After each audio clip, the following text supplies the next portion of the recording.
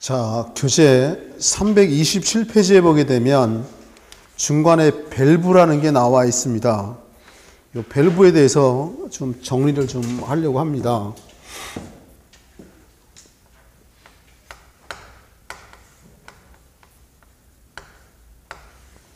자, 배관이 이렇게 있고요. 이 속에 물이 됐던 공기가 됐던 가스가 됐던 증기가 됐던 간에 지나갈 겁니다. 그러면 여기다가 밸브라는 걸 설치해서 요만큼 잠궈버리면 요만큼밖에 못 지나갈 거라는 거야. 이만큼 잠궈버리면 요만큼밖에 못 지나갈 거고 완전히 잠궈버리면 못 지나가겠죠. 다시 말해 밸브라는 건 물이 됐든 공기가 됐든 가스가 됐든 증기가 됐든 조금 지나가거나 가게 하거나 많이 지나가게 하거나 차단하는 역할을 하는 게 밸브다.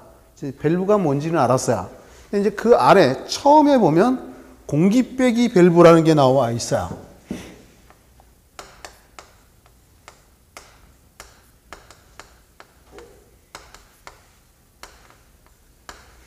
자, 공기 빼기 밸브라는 건 뭐냐면요. 배관을 설치하다 보면 어쩔 수 없이 이렇게 올라가는 부분이 생기게 될 겁니다. 배관을 설치하다 보면 이렇게 올라가는 지역이 생길 수밖에 없다. 그러면 여기서 물이 이렇게 흘러가는데 물만 흘러가는 게 아니라 물 속에 공기도 있다는 거죠. 기포가.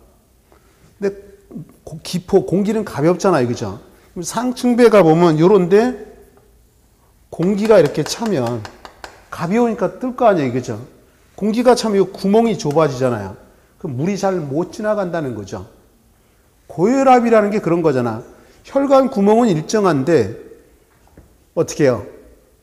지방이라든가 이런 거 스케일이 껴가지고 구멍이 좁아지는 거잖아요. 구멍이 좁아지면 압력이 세지죠. 그래서 혈압이 높아지니까 고혈압이라는 거죠. 고혈압 생기면 당뇨 생기고 합병증 생기고 우리 어머니가 많이 알아서 내가 잘 알아요. 그렇다는 얘기는 무슨 얘기 하려고 하는 거냐면 우리 물도 말이죠. 옛날에 날씨가 더운 마당에다 물 뿌리잖아요. 근데 호수가 짧으면 멀리까지 물 못 뿌리잖아. 그럼 어떻게 해서 여러분들이 엄지손가락으로 호수 구멍을 막았잖아. 구멍이 작아지면서 물의 압력이 세지죠.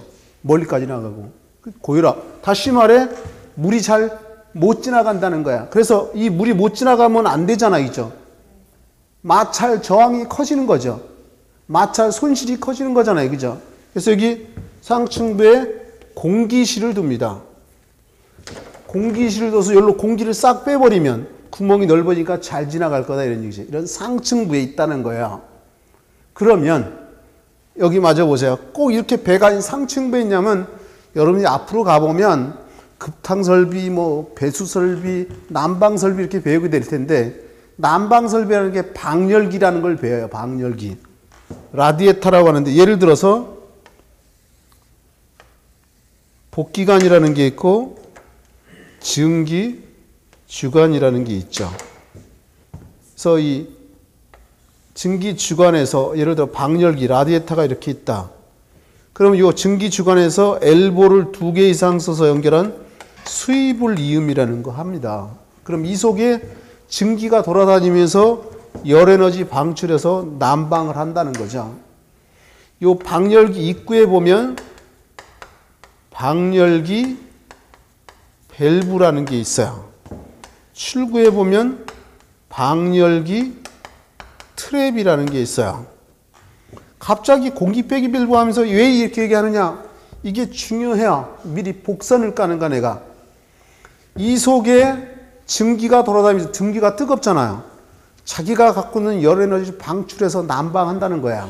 근데 증기가 식으면 차가운 물로 바뀌어요. 여러분들이 찌개 끓이다가 뚜껑 열어놓으면 한참 후에 뚜껑에 물방울 생기잖아요. 증기가 자기가 갖고 있는 열을 방출해서 난방하고 식으면 차가운 물로 바뀐다. 그게 응축수라고 하는 거, 응축.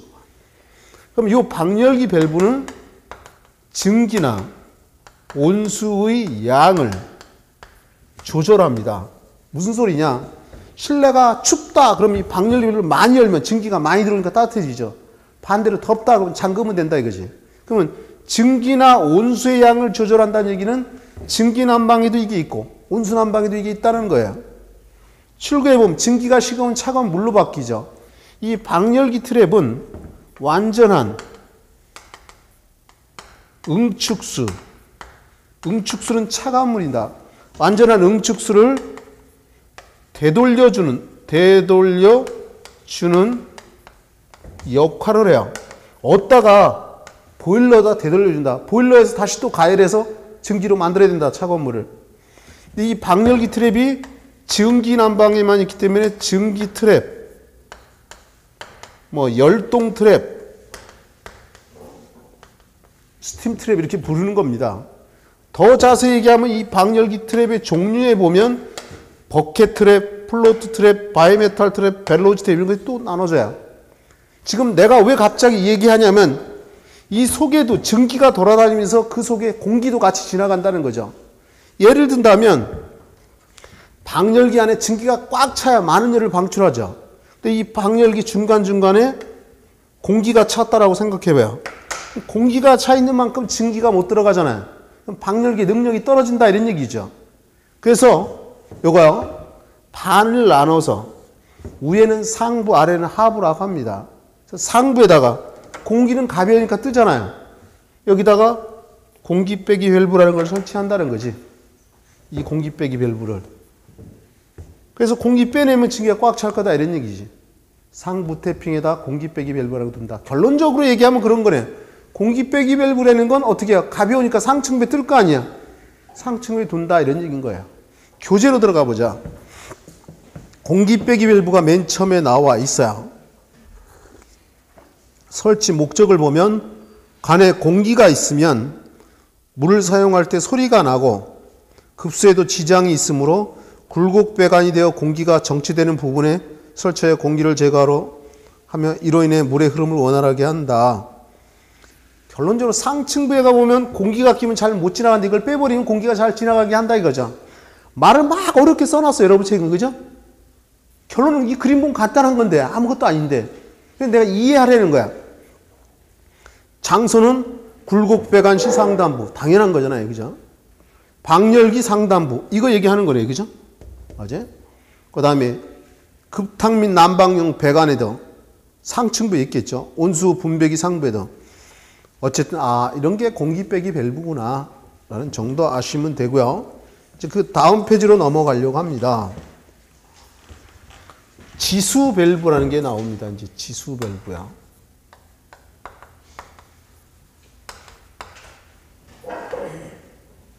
이해하는 거를 해서 한 번에 애우려고 하지 마시고 지수 밸브 그러면 한마디로 얘기한다면 분기점에 설치합니다. 분기점에. 여기를 한번 보시면 좀 이따 책에서 확인 조금 전에 해드리지 하니까 배관이 이렇게 가고 있습니다. 이게 배관이라고 한다면 이 배관을 일루도 가고 싶고 일루도 보내고 싶어요. 여기서 물이 이렇게 흘러가다가 열로도 좀 가고 열로도 좀 가고 싶다 이런 얘기예요. 그죠? 맞아요?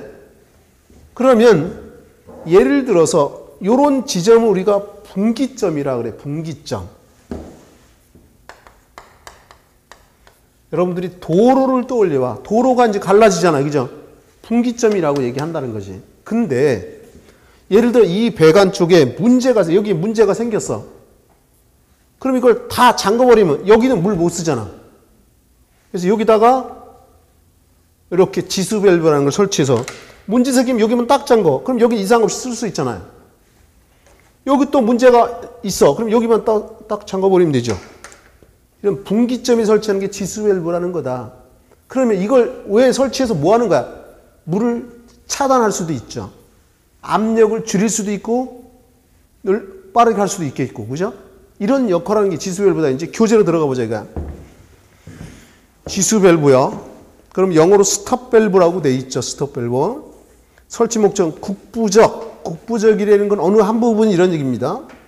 단수로 물이 끊어졌을 때 급수 계통의 수량, 물의 양이나 수압을 조정할 때 쓴다.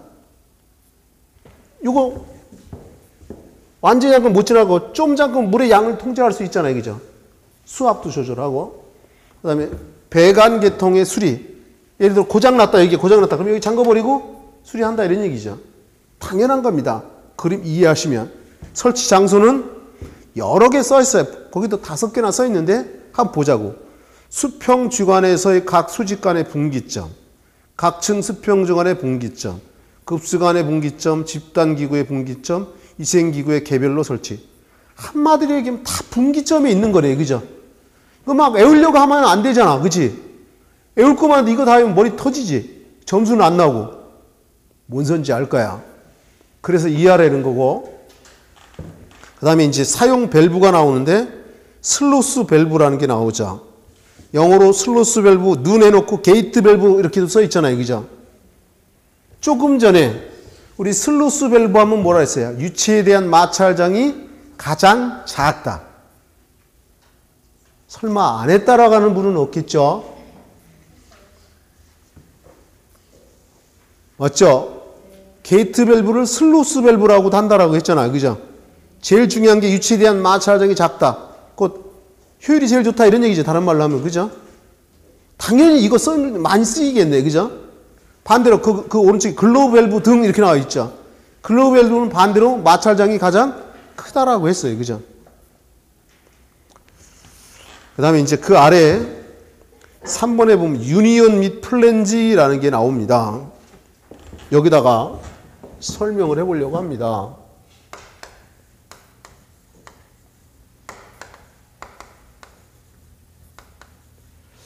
이게 원래는 나사 이음시, 이음세류와 사용개소라는 거에서 나오는 건데 이 2가지만 지금 나왔으니까 2가지만 설명할 건데 이런 겁니다. 일단 유니온하고 플랜지하고 구분을 할 수 있어야 돼요.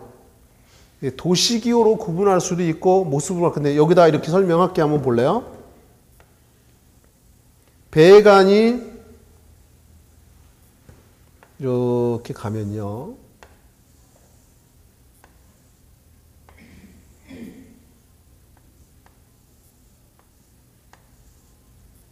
두 개관을 맞부닥쳐 놓고 여기를 갖다가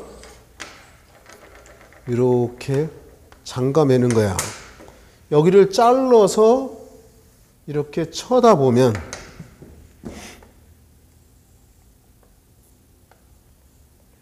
배관이 이렇게 있는 거고 반대편에도 배관이 이렇게 있습니다. 동그란 관인데 반 자른 모습이에요. 이렇게.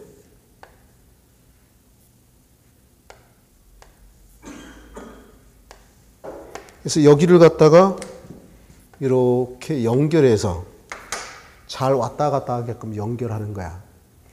이 유니온이나 플랜지는 다 일직선으로 연결할 때 쓰는 거야. 직선의 배관에. 이게 플랜지라는 거다. 플랜지. 그러면 유니온이라는 건 도대체 뭐냐면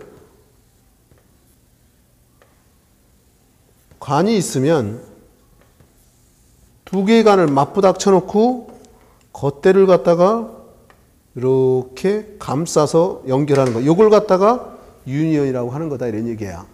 이거 역시 일직선으로 연결했네요. 그럼 차이점이 뭐냐면 요 관의 지름이 요거는 50mm 이상일 때. 근데 이제 앞으로는 이런 거 안 쓰려고 그래. 우리 건축에서는 다 밀리미터 단위를 숫자 50만 써 있으면 50mm라는 거야. 근데 요거는 50mm 이하일 때 사용하는 거다. 이런 얘기지. 이해할 수 있죠. 관의 굵기에 따라 연결하는 방법이 다르다. 이런 얘기야.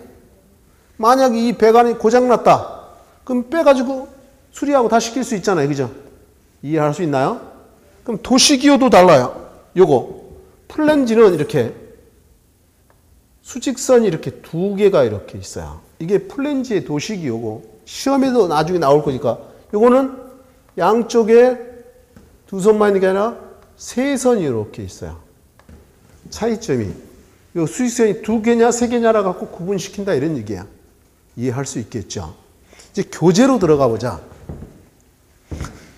368페이지 맨 아래 유니온 및 플랜지요.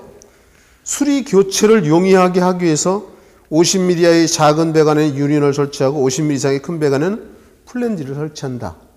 이해할 수 있는 거예요. 그죠? 그 다음에 이제 옆 페이지 습격작용이라는 게 나오는데 별표 곱하기 100까지 해도 돼요. 중요하다. 여기다가 정리하고 교재로 다시 들어가려고 합니다.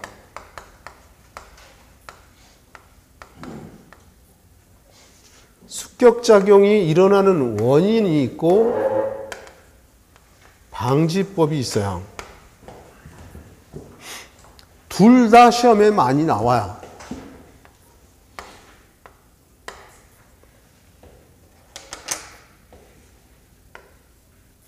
별표 곱하기 100이다. 자, 영어로는 워러, 해머링. 물을 옛날에 내가 배울 때 워터, 티읕 발음인데 티읕 발음 잘해요. 워러, 뭉개죠. 워러, 해머링. 물이 때린다는 거야. 이 원인을 써보면 밸브나 기타, 수전유를 급격히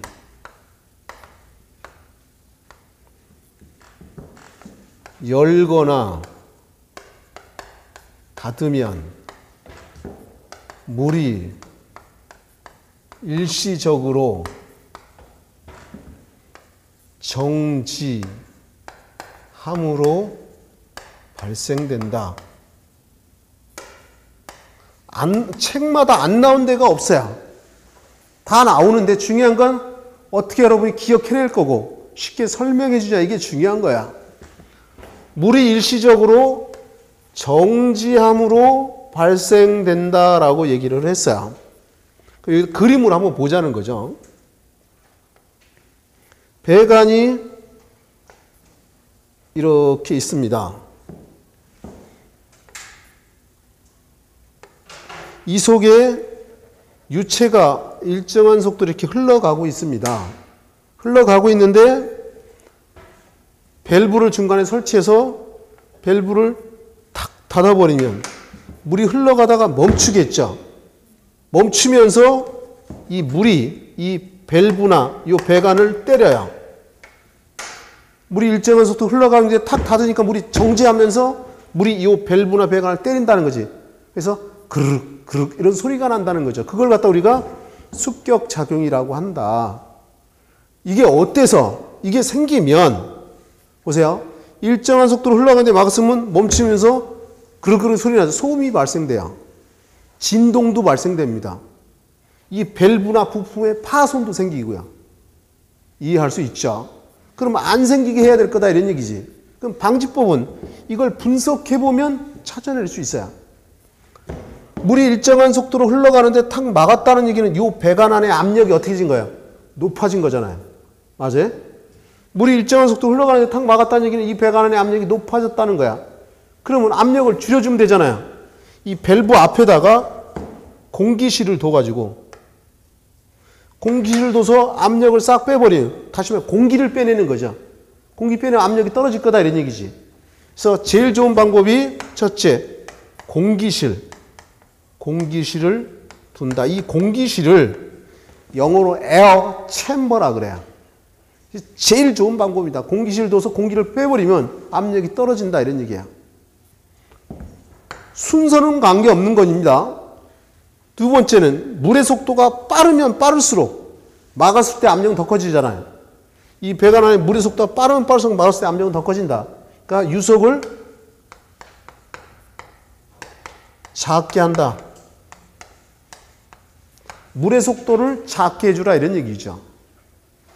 그러면 이런 것도 우리 앞에서 배웠었어요. 관내 마찰 손실수 공식 H는 예치가 관내 마찰 손실 수두예요. 다 했던 거 얘기하는 거야. F 곱하기 D분의 L 곱하기 2G분의 V 자승 제곱 이렇게 되는 거죠. 이 F가 손실 계수죠. D는 관의 지름, L은 관의 길이. 이건 중력 가속도, 요거는 유속. 그래서 내가 이런 얘기죠. 우리 이런 얘기도 했어. 숫자 10이나 1분의 10이나 똑같은 거다. F는 이건 1분의 F하고 똑같은 거다 이거지. 이건 다 곱하기라 그랬죠. 이런 분수 곱하기들은 다 분모는 분모끼리, 분자는 분자끼리 곱하면 된다 그랬어. 요 분자에 있는 것들은 직접적인 영향을 준다 그래서 우리가 뭐 한다? 비례한다 그랬어요. 요 분모에 있는 것은 간접적인 영향을 준다 그래서 반비례한다라고 했고요. 그죠? 그럼 여기 보면 유속의 제곱에 비례하잖아요. 그러니까 유속을 작게 해주라 이런 얘기인 거야. 또 관경을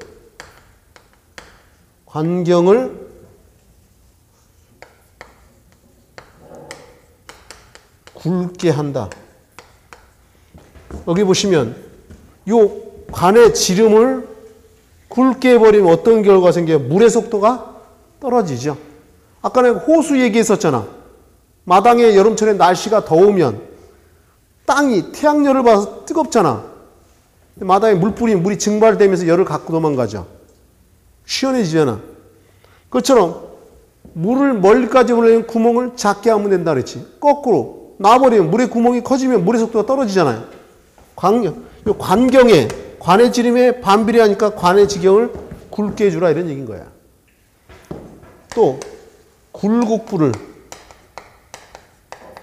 작게 한다. 예를 들어 이 배관이 이렇게 굴곡된 게 많다라고 생각해 보자고. 그러면 마찰장은 더 커질 거라는 거지. 압력을 굴곡부를 작게 해라. 이런 것들이 습격자기의 방지법이다 이런 얘기죠. 그럼 교재로 한번 들어가 보도록 하겠습니다. 습격작용 329페이지야. 한번 보자고요. 급수관 내 유속의 급변에 충격이 발생하는 것으로 워터 해머라 부르며 이 습격압은 배관 부속, 밸브리 등의 진동 및 소음이 생기게 하는 원인이 된다. 원인 파이프 속의 유수가 갑자기 정지한 경우, 프러시 밸브나 수전율을 급격히 열고 닫을 경우, 수압이 과대하거나 관내 유속이 빠를 경우, 배관의 굴곡부가 많을 경우, 관경이 작을수록 가마 밸브를 사용할 경우, 이런 것들이 원인이 된다는 거죠. 막 여러 가지 써놨지만 저걸로 사실 다 설명되는 거예요, 이미. 방지대책, 밸브를 서서히 조작한다. 빨리 여기 밸브나 기타 수준을 급격히 열거나 닫으면 생기잖아. 서서히 열고 서서히 닫으면 될 거다 이런 얘기죠. 그 다음에 간격을 크게 하고 관내 유속을 느리게 한다. 굴곡 배관 억제하고 직선 배관하고 기구류 가까이 공기실을 설치하고 제일 좋은 방법이라고 그랬죠. 습격 방지기를 설치하고 습격 방지기를 설치한다는 얘기가 이게 공기실을 둔다는 거예요. 이해할 수 있어요? 어쨌든 막 말을 억지로 늘렸지만 핵심 키워드는 내가 다 써놓은 거다 이거 저기 칠판에. 그죠? 그 다음 페이지 넘겨보시면 슬리브라는 게 나와 있어요. 거기 있는 것은 슬리브 배관에 가는 건데, 왜냐면 슬리브 이음이 있고 슬리브 배관이라는 게 있어요. 여기다가 해보려고 합니다. 여러분들 2차 시험에 이 슬리브가 나왔었어요. 내가 어떻게 하냐. 2차 공부한 사람들이 문자가 와요. 문자든지 메일로 보내서 교수님 이렇게 했는데 어떻게 해야 돼요? 이렇게 나옵니다. 또는 교수님들이 물어보기도 하고 2차 선생님이 나한테 물어봐야 내가 설명을 해주는데 어쨌든 간에 거기서 나오는 건 슬리브 배관이라는 거야. 내가 그런 얘기도 했어요. 시설개론 열심히 잘 들으면 2차도 무난하게 합격한다. 시설개론에서 많은 부분을 차지하니까. 슬리브 배관에 설치 목적이 있죠. 왜 설치하는지. 자, 여기다가 먼저 보겠습니다. 콘크리트 바닥, 이런 콘크리트 바닥이라고 하고 이게 콘크리트 벽이라고 가정을 해보자고요. 이제 이게 철근 콘크리트. 철근 콘크리트 표시는 40억 얇은 선 3개로 이게 철근을 표시하죠. 자갈 한두 개 놓고 점 서너 개 찍어서 이걸 철근 콘크리트라고 하는데, 우리가 건물에서 건물 짓다 보면 배관이 이런 콘크리트 바닥이나 벽을 관통하는 경우가 생길 거라는 거야. 관통했을 경우에 이 콘크리트하고 배관이 서로 붙어버리면 어떤 문제가 생기냐면, 만약 이 배관이 고장났다 그러면 빼서 수리해야 되는데 잘 안 빠질 거라는 거야. 그럴 거 아니에요. 그죠? 고장났을 때 빼서 수리해야 되는데 잘 안 빠질 거라는 거지. 그래서 여기 관통되는 지역에다가 미리 얇은 철판을 갖다 이렇게 설치해줘요. 이걸 갖다 우리가 슬리브 배관 이렇게 부르는 거야. 그런데 좀 입체적으로 보려고 합니다.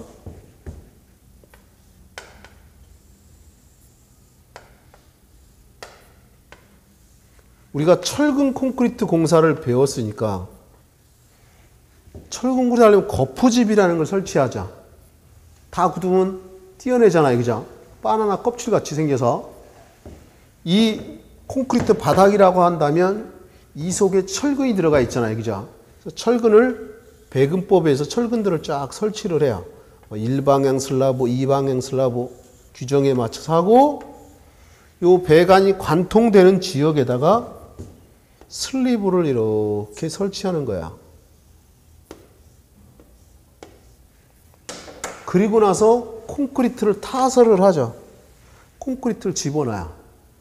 콘크리트를 집어넣으면 어떻게 화학 반응이 일어나죠. 이걸 수화작용이라고 하잖아요. 음결경화 되잖아요. 재령 28일. 다 굳으면 맨 나중에 여기다가 배관을 연결하면 되잖아요. 그죠? 그러면 콘크리트하고 배관이 분리되니까 잘 빠질 거다 이거지. 그래서 이 목적이 관에 교체나 썩으면 교체해야 될 거 아니에요. 그죠? 부식되면 교체해야 되죠. 교체나 수리가 용이하다. 고장나면 수리해야 되니까. 더불어 또 이런 얘기도, 신축이 용이하다. 신축은 늘어났다 줄었다 하는 걸 얘기를 해요. 다른 말로는 팽창수칙이라고도 합니다. 모든 물질은 뜨거우면 늘어나고 추우면 수축을 합니다. 우리 몸도 뜨거우면 늘어나고 추우면 수축하고, 나무도 그렇고 쇠도 그래. 다만 정도의 차이가 있어요. 어떤 건 뜨거우면 많이 늘어나고 추우면 많이 줄어들어요. 어떤 건 뜨거워도 조금 늘어나고 추워도 조금 줄어들어요. 이런 정도의 차이만 있지만 어쨌든 뜨거우면 늘어난다 이거야.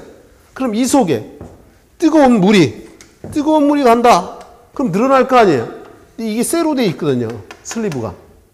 그러니까 어느 정도 쇠는 뜨거우면 많이 늘어나고 추우면 많이 줄어들어요. 어느 정도 늘어났다 줄다는 걸 커버할 수 있다 이거지. 신축이 용이하다. 그러면 여러분 교재 330페이지에 중간에 슬리브라는 거야. 바닥이나 벽을 관통하는 배관의 경우 콘크리트를 칠 때 미리 슬리브를 넣고 이 슬리브 속에 관을 통과시켜 배관한다. 목적이 관의 신축 팽창. 사실은 신축 자체가 팽창 수축을 다 포함한 거야. 근데 신축 그 다음에 놓고 팽창을 흡수한다. 말이 안 되는 거죠. 그죠? 사실 내가 쓴 책은 아닙니다. 이름을 넣어주십시오 하고 해가지고 내가 쓸 시간이 없다. 원래 쓴 책이 따로 있는데 어쨌든 그래서 내가 이걸로 쓰기는 하지만 어쨌든 간에 그 다음에 관의 수리 교체가 용이하다는 거 이해할 수 있을 거야. 이제 그 아래 그림도 다 보여져 있고 이제 맨 아래 6번에 크로스 커넥션이라는 거야.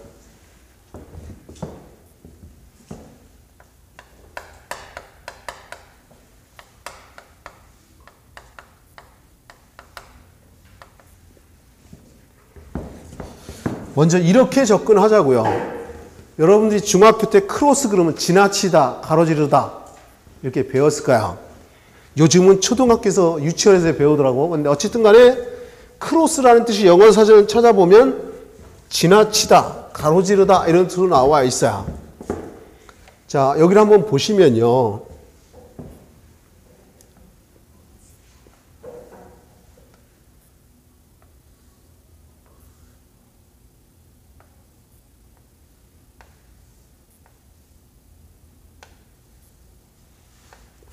이거 설명했었나요?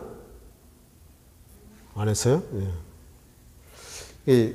다른 데서도 주택관리사를 강의를 하는데 우린 기본서라고 거기는 입문서로 해요.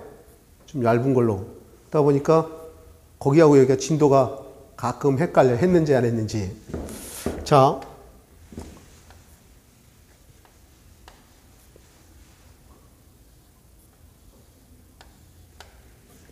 여기에 변기입니다. 변기. 사람이 이제 여기에 이렇게 앉아 있는 거죠. 요거는 급수관이에요. 급수관. 여기에 이렇게 밸브가 하나 이렇게 있어요. 요 밸브가 세정 밸브라고 하는 거야. 요 세정 밸브를 영어로 플러시 밸브라고도 불러요. 자, 우리 몸에서 나오는 소변이나 대변을 오수라고 합니다. 오수. 그러면 단수시에 단수가 끊을 딴자 물수자니까 물이 끊어졌을 때 이 물이 끊어지면 압력이 떨어져야. 그럼 우리 몸에서 나오는 소변, 대변 오수라고 그랬죠. 오수의 양이 많으면 넘쳐서 이렇게 급수관으로 들어오죠. 이게 급수관이라고 했는데 그럼 우리가 동물을 먹게 생겼죠. 똥물 이래야 알아먹나요? 우리가 동물을 먹게 생겼다는 거야. 이렇게 오수가 역류해서 원래는 물의 순서가 이렇게 가는 거잖아요. 그죠? 근데 거꾸로다. 물이 역류해서 급수관으로 빨려 들어가는 현상. 그걸 갖다 우리가 크로스 커넥션 현상이라고 한다는 거야. 이해할 수 있나요? 그러면 이렇게 생기면 안 되잖아요. 그죠? 여기다가 이런 걸 설치해요. 여기에 바로 뭐냐면 여기 쓸게요. 진공 방지기. 영어로는 버큐um 브레이커라고 그래요. 진공 방지기를 설치하는데 평상시에는요. 이 밸브를 발로 딱 누르면 보통 스테인리스 스틸로 되어 있죠. 발로 딱 누르면 여기 급수관에서 물이 나오면서 이걸 위로 이렇게 올려보내고 물이 나와서 닦아줘요. 이 좀 이따 얘기했지만 이 세정 밸브는 밸브를 한번 누르면 일정량이 물이 나온 다음에 자동으로 잠겨져요. 화장실에서 한번 눌러보면 알 거예요. 그죠? 마저 얘기하면 이거를 쓰려면 이 세정 밸브라는 걸 쓰려면 최소 압력이 0.07 메가파스칼 이상이어야 돼요. 메가파스칼이 압력의 단위죠. 길이로 바꾸려면 곱하기 100 하면 된다 그랬죠. 소수점 2개 이동하면 7m. 약 7m 높이에서 내리누를 그 정도의 압력은 있어야 쓴다는 거야. 이거는 급수관하고 연결되어 있다. 급수관과 연결되어 있다. 근데 급수관의 지름이 25mm 이상이어야 돼요. 이 급수관의 지름이 25mm 이상 될 때만 이걸 쓸 수 있어요. 그러면 가정집에서 쓰는 급수관은 보통 15mm 써요. 15mm. 가정집에선 15mm 쓴다. 가정집에 못 쓴다는 거잖아요. 그죠? 그럼 어디 쓰냐면 사무소, 학교, 공장, 뭐 호텔 이런 데 쓴다 이런 얘기예요. 자, 그 다음에 여기 좀 볼래요? 이제 결론 내려지는 겁니다. 평상시는 이렇게 나와서 변기를 닦아주는데 오수가 역류해서 단소시 역류해서 급수관으로 빨려 들어가는 현상이 크로스 커넥션 현상이다. 이걸 방지해서 뭐 설치한다? 진공 방지기라는 걸 설치한다. 그러면 물이 나올 때는 이렇게 올라가지만 물이 딱 일정량, 여기 1번이 일정량의 물이 나온 다음에 자동으로 잠겨진다 그랬죠. 그러면 여기서 공기가 이렇게 들어와서 요거를 꽉 눌러주면 여기 꽉 눌리고 있어요. 그래서 오수가 넘치더라도 일로 못 들어온다는 게 꽉 막고 있으니까. 이해했나요? 밸브 누르면 또 올라가서 물이 닦아주고. 이걸 갖다가 다른 말로 역류 방지기라고 돼요. 역류 방지, 거꾸로 흐르는 걸 방지한다 이거지. 영어로는 백사이폰 브레이크라고 하는 거고요. 이게 지겹게 많이 나왔어요. 우리 시험에. 다른 기사에도 마찬가지지만 꼭 알아야 되는 거죠. 이런 정도고 이제 교재로 다시 되돌아가려고 합니다. 330페이지 맨 아래 보면 크로스 커넥션, 급수 배관이나 기구 구조의 분리 불량의 결과 급수관 내 오수가 역류해서 음료수를 오염시키는 거다. 다시 말해 우리가 똥물을 먹는 거다 이런 얘기죠. 그러면 안 된다. 그래서 옆 페이지 가보면 메뉴에 오염 방지 대책이 나오죠. 충분한 토수구 공간을 확보하고 진공 방지기 설치한다. 제일 중요한 거는 진공 방지기를 설치한다는 거야. 영어로 버큐um 브레이커라고 하죠. 또는 이 진공 방지기를 다른 말로 역류 방지기라고 한다 그랬죠. 맞아요? 역류 방지기. 근데 거기다가 똑같은 얘기인데 역류 방지기 설치 이렇게 또 써놓았잖아요. 여러분 책에는. 그죠?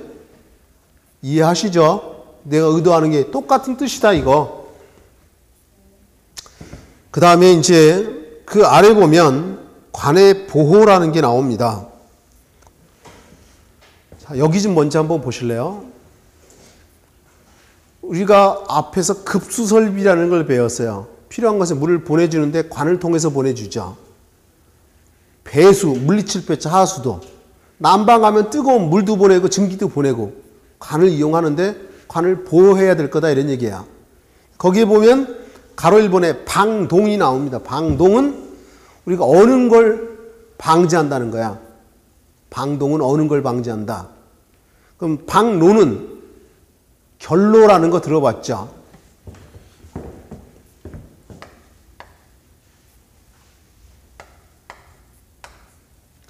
이 결로라는 게 이게 맺을결, 이슬로 짭니다. 이슬이 맺힌다는 거야. 이걸 결로 현상이라고 해요. 결로 현상. 그럼 이것도 중요한데 원인은 간단하게만 얘기를 하면요. 나중에 좀 더 자세하겠지만 겨울철에 바깥 춥고 안은 따끈따끈 하잖아요. 그죠? 그래서 아침에 일어나서 유리창 커튼을 딱 제껴보면 유리창에 물기가 쫙 껴 있습니다. 이게 결로 현상이에요. 날씨가 더 춥다 그러면 그 물이 얼어버리겠죠. 그럼 유리창에 성에가 꼈다 이런 얘기 하잖아. 맞습니까?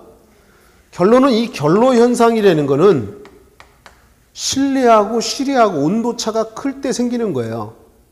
그러면 이 결로 현상 방지법이라는 게 시험에 나오는 거죠. 방지법. 방지법이.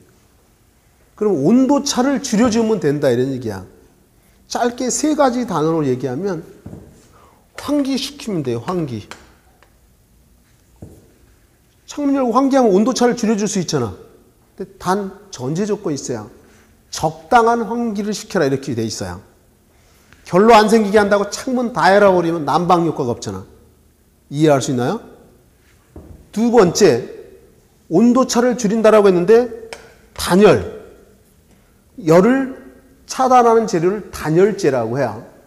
그러면 실내하고 실외 사이에 단열재를 딱 두면 못 만나잖아요. 그럼 결로가 안 생겨요. 좀 소개하면 이게 유리창이라고 생각해 보세요. 여기는 바깥쪽 외부, 여기는 실내 공간이에요. 그럼 실내의 따뜻한 공기하고 실외의 찬 공기가 만나면 내가 공기라고 표현했지만 공기 속에는 건조 공기가 있고 수증기가 있어요. 이 수증기가 습기예요, 습기. 그러면 이 소리는 따뜻한 공기와 찬 공기가 만나면, 이 소리는 따뜻한 습기하고 찬 습기가 만나면 이런 얘기죠. 여기에 물방울이 이렇게 생긴다. 이 물방울이 생기는 현상이 결로 현상이다. 이 물방울이 생길 때 온도를 우리가 노점 온도라고 해요. 노점 온도라고 하고 이슬처럼 동글동글 생겼다 그래서 이슬점 온도라고도 부릅니다. 그러면 내가 무슨 얘기 하려고 하는 거냐? 내가 유리창을 예를 들었지만 벽이 될 수도 있잖아요. 벽돌벽이 됐던 철근볼도 벽이 있을 수 있다 이런 얘기지. 그래서 여기다가 단열재를 바깥에다 두면 외단열이라고 해요. 만약에 단열재를 안에다 두면 내단열이라고 해요. 단열재를 두면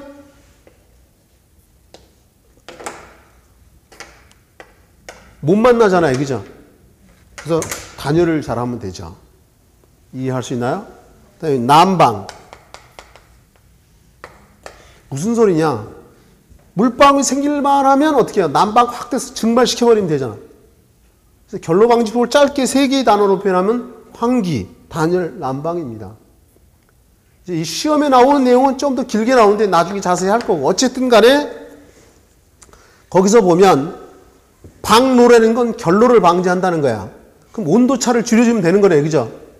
그래서 여러분들 여기 좀 보세요. 배관이 이렇게 있다.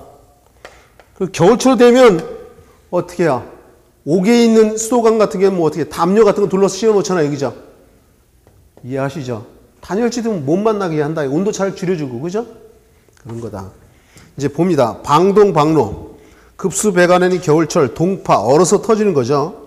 결로를 방지하기 위해서 관의 외부를 보온재로 피복해야 한다. 피복 두께는 보통 25mm. 뭐 이런 건 숫자가 중요한 게 아니고, 보온 피복을 해서 어떻게 얼지 않게 한다는 거예요. 더불어 얘기하면 물이 얼음으로 바뀌면 체적이 9% 증가하죠. 배웠잖아. 그죠? 그 얼면 9% 늘어나면 감당 못한 배관이 터진다 이런 얘기지. 그게 동파잖아. 그 다음에 보온재 조건은 보온재가 곧 단열재입니다. 단열재. 열전도율, 온도 변화 비중이 적고 기계적 강도가 클 것. 비중이 적고라는 얘기가 나오는데 비중이 적다는 얘기 뭐야? 무게가 가볍다는 거죠. 여기 좀 보실래요? 지금 내가 하는 얘기는 처음부터 끝날 때까지 공통사항이야. 모든 재료의 기본이 가벼울수록 단열과 방음이 잘 돼야. 가벼울수록. 여러분들 오리털 파카 떠올려봐. 가볍잖아요. 오리털과 털 사이에 공기층이 있잖아요. 가벼운 대신 단열 효과가 좋잖아요. 그죠? 이해하시나요? 대신 강도는 어때요? 약하죠? 삐죽한데 걸리면 찢어져 버리잖아요. 그죠? 그걸 뒤집어서 생각해 보자고요.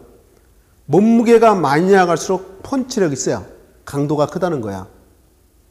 모든 재력 다 공통이에요. 처음부터 끝까지. 그런 내용도. 그 다음에 이제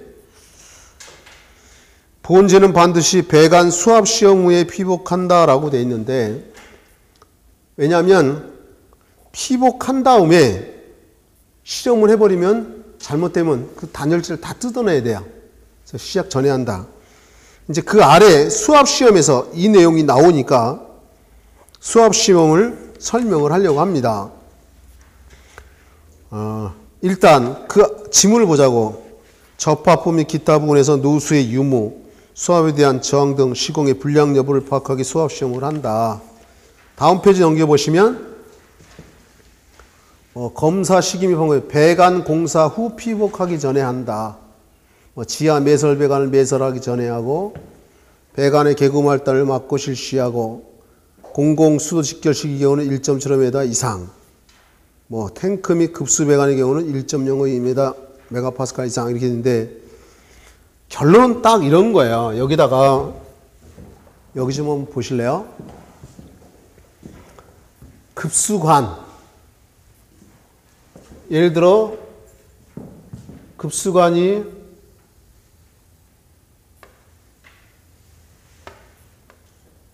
급수관이라고 한다면요. 이 배관들이 연결이 잘 됐는지 안 됐는지 테스트해야 되잖아요. 맞습니까? 근데 그걸 물로 테스트하면 그게 바로 수압시험이다 이런 얘기야. 이해할 수 있나요? 공기 압력으로도 테스트합니다. 근데 압력을 가하는데 얼마만큼 하냐? 여러분 책에 1.75 메가파스칼 이렇게 돼 있잖아요. 그죠? 맞습니까? 공공 급수관은 그죠? 맞나요?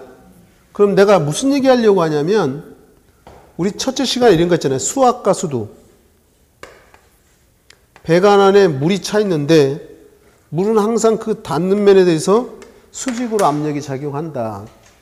이 물의 높이가 1m일 때 여기에 작용하는 압력은 0.01 메가파스칼만큼의 압력을 받는다. 단위를 빼보면 1이고 0.0이다 이거지. 그래서 길이를 주어지고 압력으로 물어보면 나누기 100하고 압력 주어지고 길이로 물어보려면 곱하기 100 하면 된다 이런 얘기 했었어요. 그럼 이거는 1.75 메가파스칼을 길이로 바꾸면 소수점 2개 이동하면 길이로 바꾸면 얼마 되는 거야? 175m가 되는 거죠. 물을 175m 높이로 넣었을 때 그 정도의 압력을 가해서 테스트한다 이런 얘기예요. 이해할 수 있겠죠. 근데 이제 이거는 급수제지만 배수까지 설명을 해보려고 그래요. 이게 예를 드는 거면 이게 배수 수직주간, 요거는 배수 수평주간이에요. 배자는 물리칠 배자, 하수를 연상하시면 돼요.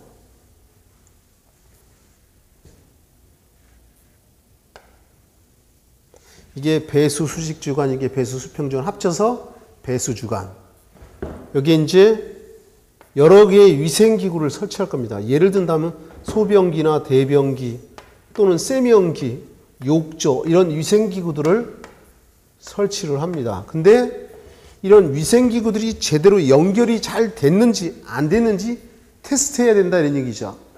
그럴 때 수압시험이라는 게 있다는 거고 기압시험이라는 게 있고요.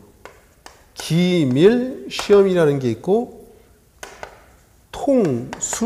통수시험이라는 게 있어요. 나중에 가면 나오는데 여러분 교재에 보면 피복전 이런 얘기가 나오니까 이해시키려고 내가 이걸 하는 거야. 자, 여기 위생기구들이 있다라고 하면 모든 위생기구의 개구 구멍을 다 막아요. 그리고 물을 채웁니다. 이 높이는 수압시험은 3m 높이로 채우는 거예요. 3m 높이로 채워서 보통 30분 정도 기다려봐요. 30분 후에 봤더니만 물이 그대로 있더라. 그럼 연결이 잘 됐다는 거야. 30분 후에 봤더니 물이 요만큼 빠져나갔더라 이거야. 어디 연결이 새서 빠졌다는 거잖아. 그럼 물줄기를 추적해서 조여준다 이런 얘기죠. 그러면 기압시험. 이 공기압입니다. 0.035 메가파스칼. 그럼 소수점 2개 이동시키면 길이로 따지면 3.5m죠. 맞아요? 여기다가 물 대신에 뭘 넣는다? 공기압을 집어넣는다는 거야. 0.035 메가파스칼. 그래서 약 15분 이상 30분 정도까지 보통 합니다. 그럼 기밀시험에는 연기시험이 있고 박하시험이라는 게 있어요. 연기시험은 실제로 연기를 넣어요. 그럼 구멍이 있으면 연기가 나오겠네. 그죠? 조여준다 이거야. 박하시험은 박하향 아시죠? 박하향을 넣어서 실제로 냄새 맡아봐. 박하향 나면 조여준다 이런 얘기야. 그래서 이상이 없더라는 거지. 그러면 마지막으로 통수, 물을 통과시킨다는 거야. 물을 쫙 통과시켜서 이상이 없어. 그러면 그 다음에 피복이라는 걸 한다는 거예요. 피복.